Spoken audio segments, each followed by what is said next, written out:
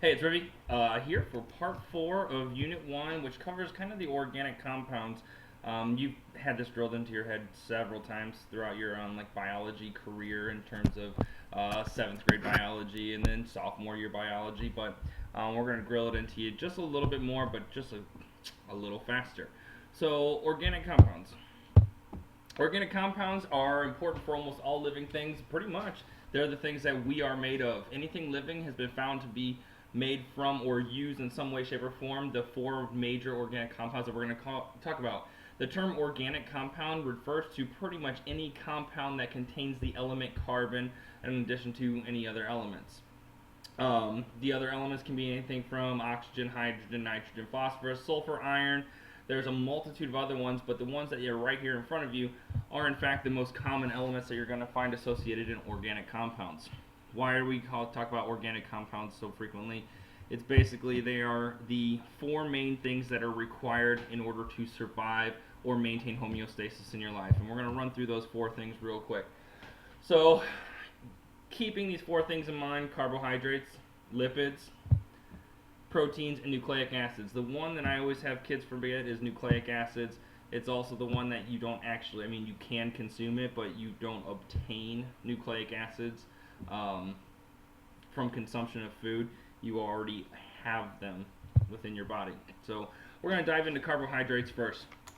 Carbohydrates typically consist of carbon, hydrogen, oxygen only, and they typically are large amounts of carbon and hydrogen with a little bit of oxygen thrown in there.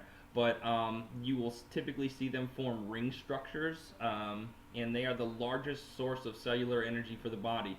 If you're familiar with photosynthesis and cellular respiration, glucose has been driven into your head over and over and over and over again, but it is the one that is used in cellular respiration to produce ATP, which is cellular energy. Every major organic compound that we're going to talk about here has what are called building blocks or monomers. And in this case, the monomer or building block of carbohydrates is called the monosaccharide. Monosaccharides, if you look at just the prefix, mono typically refers to one, and saccharide is going to refer to sugar. So a monosaccharide are the simplest carbohydrates, and they are called simple sugars.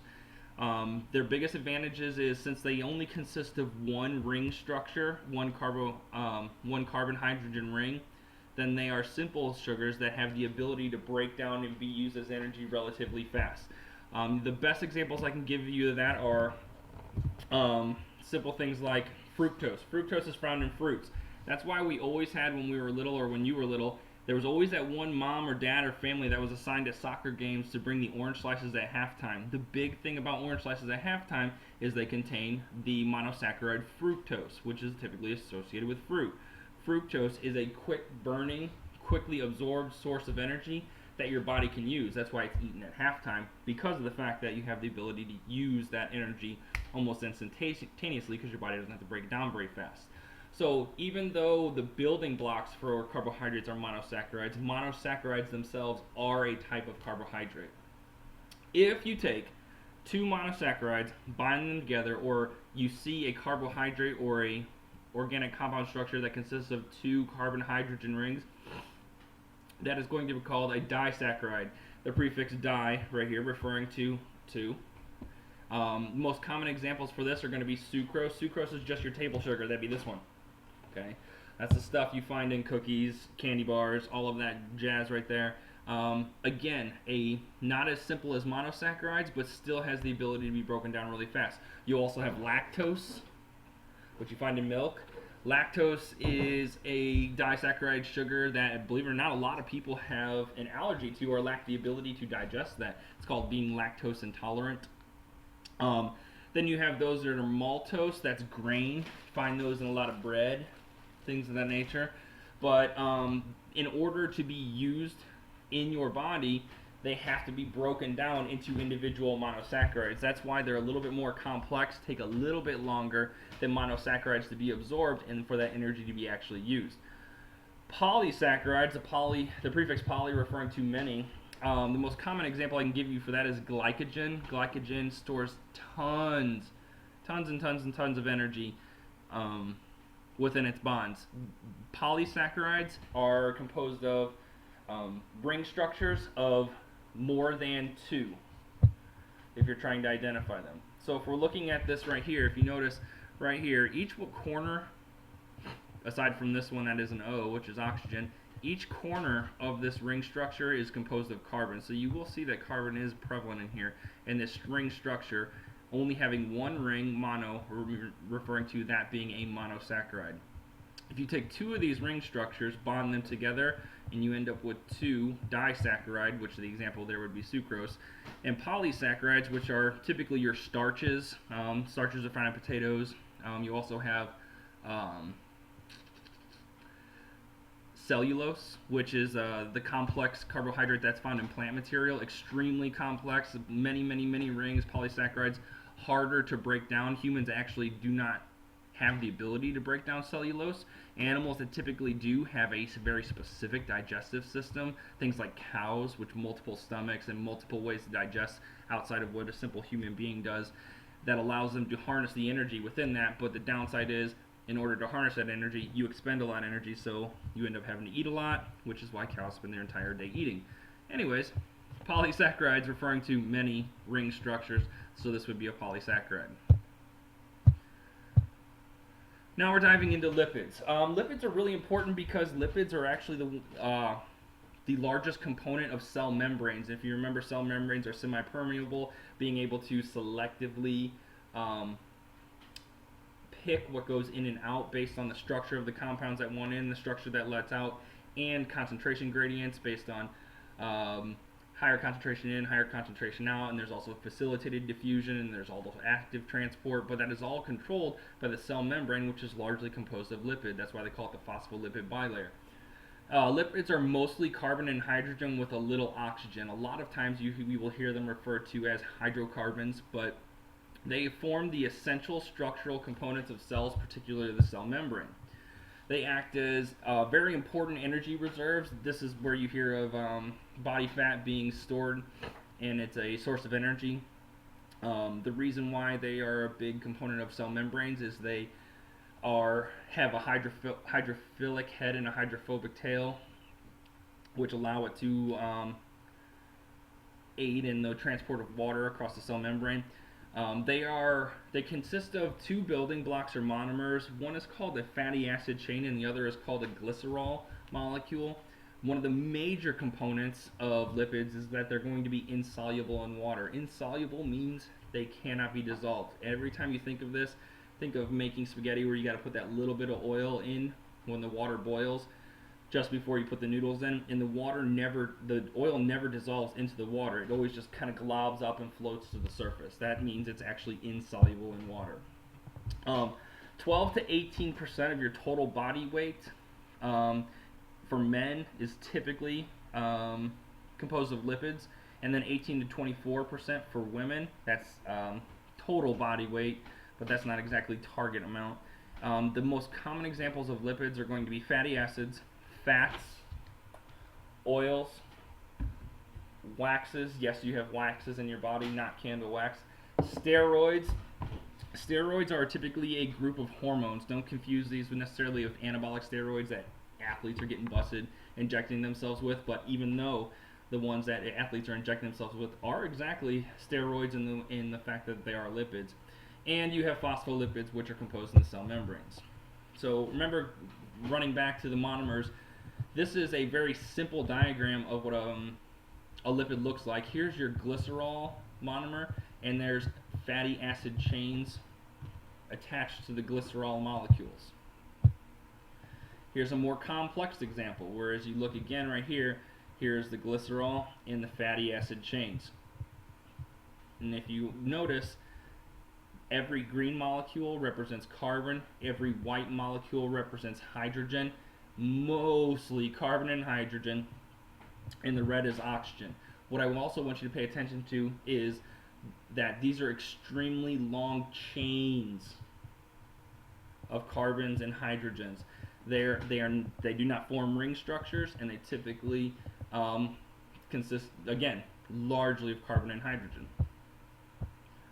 Okay, now we're going to move on to nucleic acids. Nucleic acids, the only compounds you're going to come across for nucleic acids are going to be DNA, which is deoxyribonucleic acid, and RNA, which is ribonucleic acid. Keep in mind, 3 kinds of RNA: tRNA, mRNA, and rRNA, which is transfer RNA, ribosomal RNA, and messenger RNA. But they compose of carbon, hydrogen, oxygen, nitrogen, and phosphorus. Very complex structure. DNA is a double helix, RNA consisting of a single ladder. But DNA is what determines our traits. RNA is made from the DNA blueprint and are used in chemical reactions to produce proteins, which then are in turn used in chemical reaction to determine our traits. Nucleic acids essentially regulate all aspects of cellular metabolism, meaning any chemical reaction that occurs in your body refers all the way back to the DNA blueprint. DNA holds the instructions for creating proteins, which are used in chemical reactions, which, remember, cellular metabolism is all the chemical reactions inside the body. Since DNA holds those blueprints, RNA is used to make the proteins that are using those chemical reactions to determine our traits. Therefore, DNA is in fact the one thing that controls or regulates all cellular metabolism in our body. Their building block or monomers are going to be called nucleotides. If you look at this diagram of DNA, it shows the twisted ladder. You have the sugar and phosphate backbone here. Deoxyribose is the sugar, phosphate being a phosphate group, and then you have the nitrogenous bases on the inside of the ring. So you have thymine, adenine, guanine, cytosine, and uracil and RNA. A nucleotide would simply be just one section of one nitrogenous base, one deoxyribose sugar, and one phosphate group. That grouping together is what makes up the monomer of a nucleotide. The last group that we're going to get into are proteins. Proteins are by far, if I was going to tell you to know anything about one for this class, your test, quizzes, anything, it would be proteins. They are the most abundant and most important in the body. Remember, DNA is used to create RNA. RNA is used to create long chains of amino acids, which in turn are proteins. And proteins are used in chemical reactions to determine the traits throughout our entire body. Again, they're the most abundant and most important. 20% of your total body weight is composed of proteins, and there are 400,000 different kinds of proteins. How can proteins have up to 400,000? Solely depends on the sequence of amino acids in that protein, the length of the chain in that protein, and the shape or how it folds. All 3 of those characteristics together determine different types of proteins. Proteins are largely consistent of carbon, hydrogen, oxygen, and nitrogen. Do not confuse this with nucleic acids. There's one additional element in nucleic acids, and that is phosphorus. But in particular proteins, you have carbon, hydrogen, oxygen, nitrogen. Here's what they function for. They provide support. They provide the framework for our cells, tissue, and organs that allow them the sustainability or remain 3-dimensional shape. Proteins are also used for movement. There's several proteins in your bloodstream that actually aid in the carrying of other compounds throughout your body and the transport and drop off of those. Additionally, they aid in the movement or contraction of your muscle inside your muscle cells, which you'll find out is called the ratchet theory, or the ratchet action of proteins that allow them to pull on each other and actually cause your muscles to contract or shorten in length, which gives you strength and stability.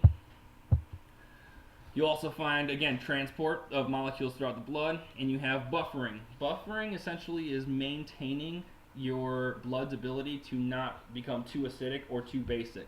Blood is slightly basic as it is. It's just above neutral, which is 7, just a little bit above. And that environment of your blood has to stay that same pH. There's several proteins that allow for the maintenance of that pH within your body. If the pH of your blood deters either too high in pH or too low, acidic or too basic, then that causes a deterioration of cells, tissue, organ systems, and the entire organism. That's a whole interdependency thing we were talking about. They also aid in metabolic regulation. The most common type of protein that you see talked about in biology are enzymes. Enzymes are specific types of proteins that accelerate or start chemical reactions in cells. There are a lot of chemical reactions within cells that actually cannot even occur without the use of an enzyme. There are certain disorders that cause people to not produce enzymes, which cause chemical reactions to not occur in their body, which then in turn cause the individual to determine homeostasis and end up with diseases or disorders. Enzymes, of course, depend on what are called an optimal temperature and pH. Too high of a temperature, too high or low of a pH causes the enzyme, which is a protein, that shape to actually change. And keep in mind, back when I was talking about, there are three things that determine the function of a protein. You have length of amino acid chain, sequence of amino acids, and you have the shape of the protein. If you increase temperature or pH, you change the shape, you change the function, which ends up in not working in the chemical reaction. In order for an enzyme to work, you have what are called substrates. Substrates bond to enzymes at active sites and cause them to react and end up with a product. The big thing you need to get out from here is that when enzymes are involved in chemical reactions, they happen very, very fast.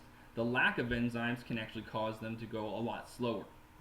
What I need you to pay attention here is, here's your enzyme and here are your substrates. Enzyme and substrates are required in order to actually get a product to occur. Let's say in a chemical reaction I increase the amount of enzymes and substrates. If I do both of those things, the end product will in fact increase. Now let's talk about the opposite. If you decrease the amount of substrates or decrease the amount of enzymes in any metabolic or chemical reaction, it should seem obvious to you that if you decrease the amount of ingredients that you put in at the beginning, the end product is going to be less. Think of it like baking cookies. If you double the recipe, you're doubling the ingredients, which means you can end up with double the product. The opposite also occurs. If you half the recipe, you're halving all the things reacting at the beginning, you're going to get half the product. Keep that in mind, because if you interrupt in any way, shape, or form the amount of any of these items in any chemical or metabolic or enzymatic reaction, you will end up with less product, or you will alter the amount of product that is produced. Other things, proteins coordinate and communicate and control. They are big time in terms of proteins, which help, or not proteins, with hormones that influence a lot of metabolic or chemical reactions throughout the body. And there's a lot of proteins that aid in defense. Many of your antibodies that are produced by white blood cells are actually the result of proteins. Proteins also form that waterproof coating of your skin and nails that's called keratin. I want you to think about the fact that if human beings' skin weren't waterproof, what would happen to you if you jumped in the water? Big key takeaways for proteins. Again, I know I'm drowning on about proteins, but there's probably a specific reason why I'm doing so. Protein shape is determined by the sequence of those building blocks or amino acids are joined together, the length of that chain, and the shape in which it folds together. Those things right there determine the function of a protein.